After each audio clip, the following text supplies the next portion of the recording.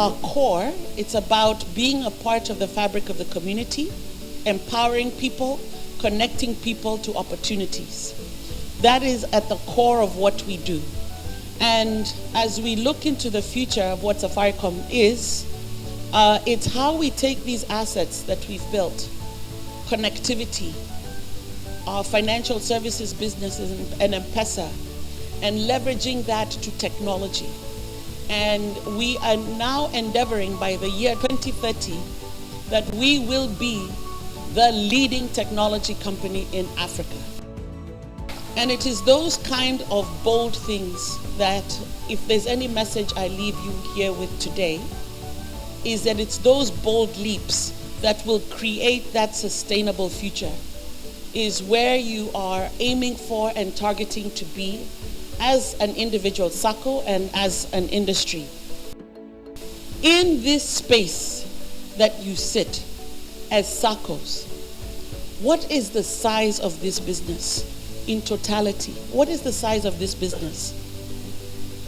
And you have reached, in a history that's nearly 100 years old, you have reached a business that's worth nearly 6 trillion shillings. You are the lender of choice in this country.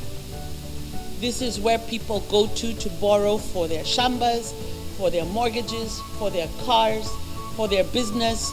Where banks have not been, you have been there and created wealth and a future for many, many people in this country. So my SACCO platform is ultimately in using your language.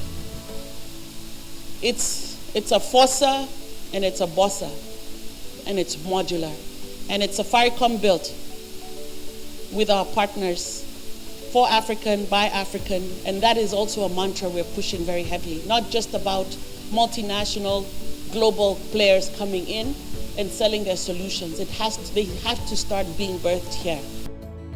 Meaning, if you've already invested in your core banking platform, but you don't have the front-end engagement platform, that's a solution for you.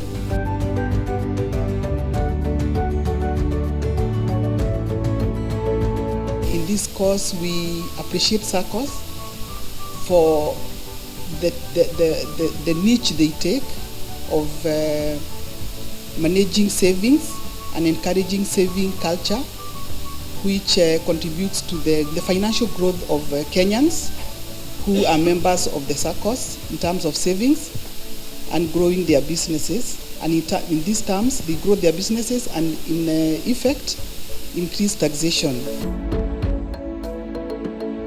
Those people who you consider as stakeholders in your ecosystem.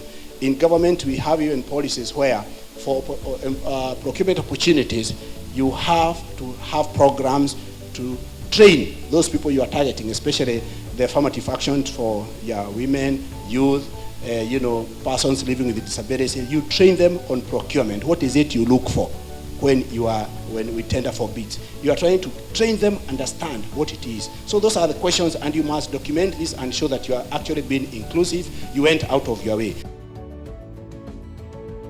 We are becoming a global economy, which means, and especially the younger people who are much more digital savvy, they have options. So when it comes to the question of managing our risks and having returns on investments that make sense to people to make the decision, it becomes even more relevant. Okay, one of the initiatives we've done, just as a concern for our community, we have a scholarship program that's under education.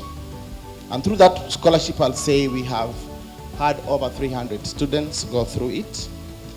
And the policy around that is we support children whose members are no longer there. Thank you for what you are doing to your primary societies, primary SACCOs. It is because of that little bit you do that we have a successful movement that is contributing to that % of the national savings that is able to giving loans of 1.2 trillion year in, year out. Please allow us to behave, to take care of the community we work in. Let us have impactful projects through CSR, through projects like tree planting, helping the poor. We must play a role in climate change challenges we are facing.